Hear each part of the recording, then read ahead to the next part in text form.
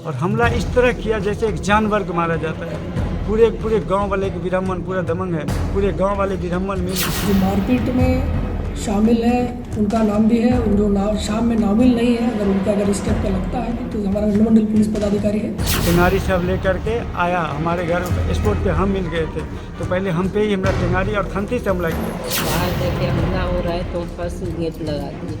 Gate लगाने के बाद वो सब पावर सब आया और खंती और लोहा से गेट तोड़ दिया। एक पक्ष के द्वारा दूसरे पक्ष के घर में घुस के मारपीट किया गया और कुछ उनका माइनर इंजरीज हुआ है। नमस्कार, आप लाइव सिटीज देख रहे हैं। मैं हूं आपके साथ काव्या। दरभंगा के कुशेश्वर स्थान का मामला आप जानते हैं, जो मामला आज सदन में भी उठा हुआ था। किस तरीके से पूरे गांव के ब्राह्मणों पर जो है वो एफआईआर दर्ज कर दिया जाता है। मामला एसटी/एससी का होता है और मामला जो है वो मजदूरी करा के यानी कि काम कराकर पैसा नहीं देने का मामला था, जिसके बाद खूब मारपीट भी होता है। वो तस्वीर भी हमने आपको लाइव सिटीज पे दिखाई है। अब इस पूरे खबर में नए और ताजे अपडेट के बारे में हम आपको बताएंगे कि अब एसएसपी इस मामले में क्या कुछ कर रहे हैं। साथ ही अगर आपको बता दें इस खबर की टाइमलाइन, तो मामला जो है वो 30 जनवरी को शुरू हुआ और इस मामले में मारपीट, गाली गलौज, धमकी और घर में घुसकर तोड़फोड़ और लूटपाट जैसे गंभीर आरोप सामने आए। घटना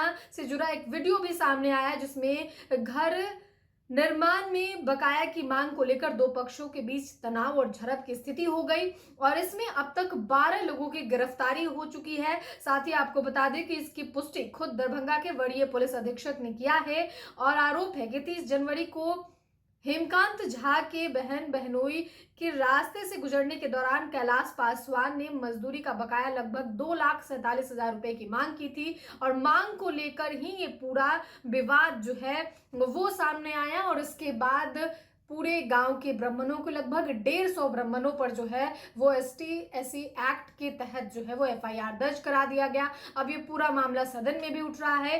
इस पूरे मामले में आप जो डीएमसीएच में घायल व्यक्ति भर्ती है वो और दरभंगा के एसएसपी क्या कुछ जानकारी दे रहे हैं, आप सुने। हुआ है लगभग 200 लोगों को एफआईआर दर्ज की बात सामने आ रही है। क्या पूरा मामला, क्या कार्रवाई की जा रही है, स्थिति क्या है?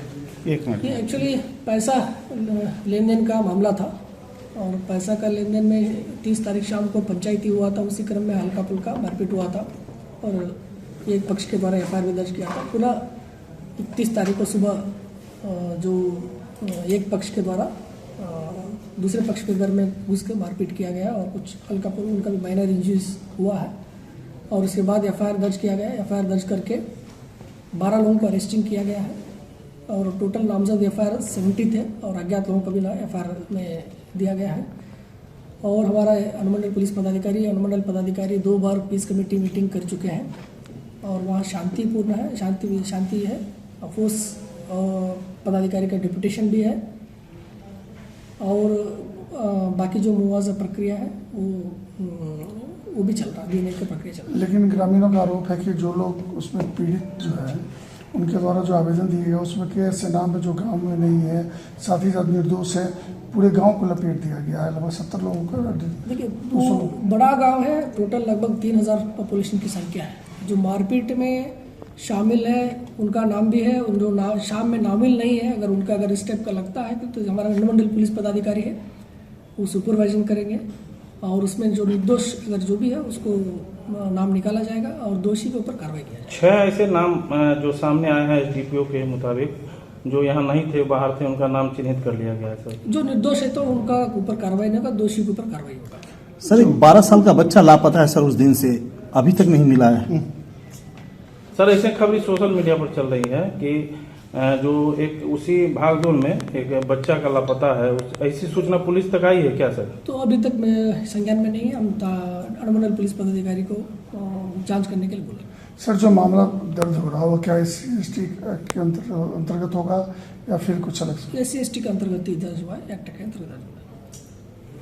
सर क्या क्या चीज सर बरामद हुआ है वहाँ पर? तो अभी एफआईआर का दर्ज हुआ है, कार्रवाई चल रहा है। सर विक्रम पासवान का कहना है कि जो 4 मुख्य अभियुक्त है उनके नाम नहीं दिए गए, जिसमें से एक रेलवे के अधिकारी है। अनुमंडल पुलिस पदाधिकारी सुपरविजन में और अनुसंधानकर्ता जो हमारा है उनका स्टेटमेंट लिया जाएगा और जो भी अनुसंधान में है दोषी, हम बार बार बोल रहे हैं आप लोगों को, दोषी के ऊपर कार्रवाई किया जाएगा। निर्दोष है तो उनके ऊपर कार्रवाई नहीं होगा। ये बताएंगे हाथ पर कैसे कौन लोग डैमेज किए हैं, क्या कैसे क्या हुआ? बावन सब हाथ पाँव तोड़ा है भैया। मैं मुंह धो रहा था, सुबह के टाइम 7 बज रहा था। वो सब आया, अचानक हमला किया। हम बाहर देखे हमला हो रहा है तो हम फर्स्ट गेट लगा दिए। गेट लगाने के बाद वो सब बावन सब आया और खंती और लोहा से गेट तोड़ दिया। खंती लोहा से गेट तोड़ गया, कहाँ बुझे गेट टूट गया। चौकी तो इधर से छूट गया। चौकी को उल्टा कर हमको उसमें से निकाला। अभी लोहा और खंती से वार किया पूरे दिन हाथ पर।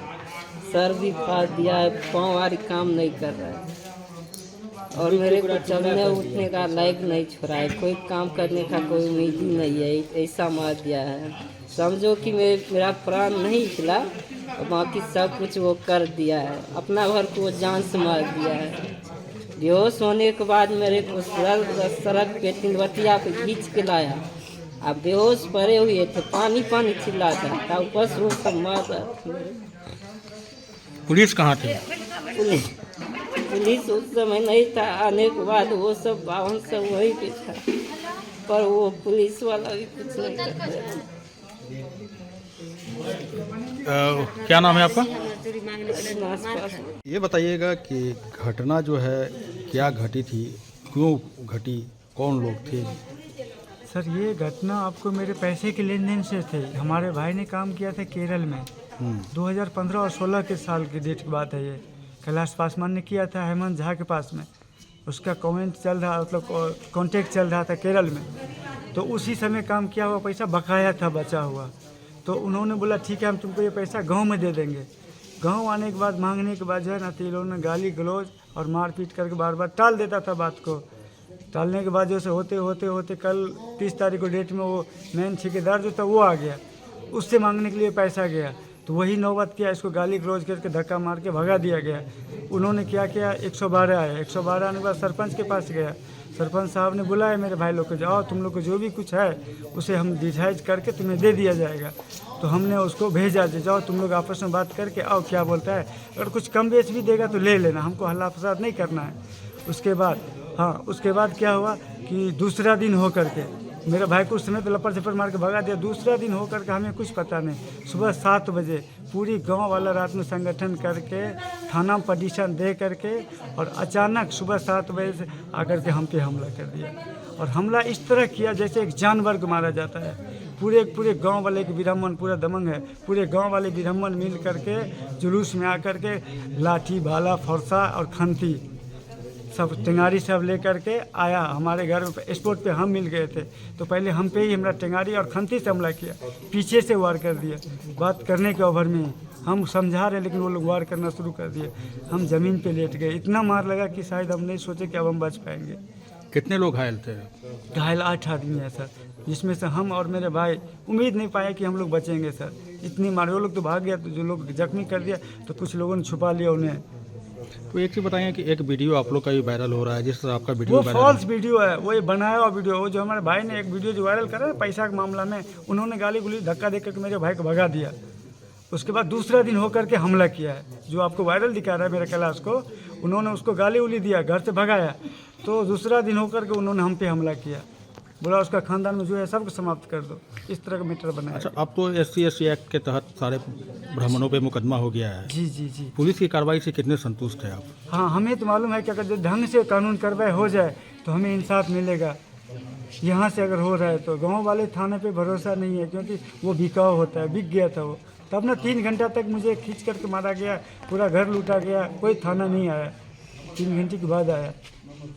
कल SC/ST के जो है आपके अध्यक्ष आए थे, क्या आश्वासन दिया? सब आश्वासन दिया, बोला सबका अच्छा से इलाज हो जाएगा, सब तुम लोगों को गरीब सरकार की तरफ से मदद मिलेगा, पैसे वैसे जो कुछ है मिल जाएगा, तुम लोग को न्याय होगा।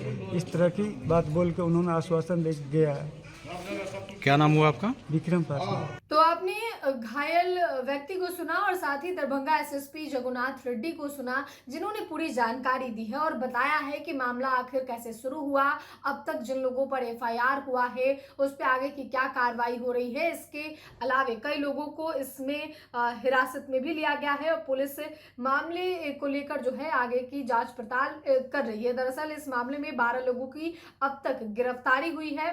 और जहां एसएसपी का कहना है कि मामला पैसे के लेन देन से शुरू हुआ और इसके बाद पंचायत भी इस मामले में हुआ था और पंचायत के दौरान भी खूब नोकझोंक और मारपीट हुई थी। अब इस पूरे मामले की लगातार मॉनिटरिंग हो रही है। वहीं एसएसपी ने कहा कि इस मामले में जो निर्दोष होंगे उनका नाम हटाया जाएगा, यानी कि जिन लोगों पर एफआईआर दर्ज है वो अगर निर्दोष पाए जाते हैं जांच के क्रम में तो उनका नाम हटा दिया जाएगा। ये मामला आज बिहार विधानसभा सदन के अंदर भी उठा था, मंत्रियों ने जवाब भी दिया है। फिलहाल के लिए इतना ही। साथ ही चैनल को सब्सक्राइब करें, फेसबुक पेज को लाइक करें। वीडियो देखने के लिए आपका धन्यवाद।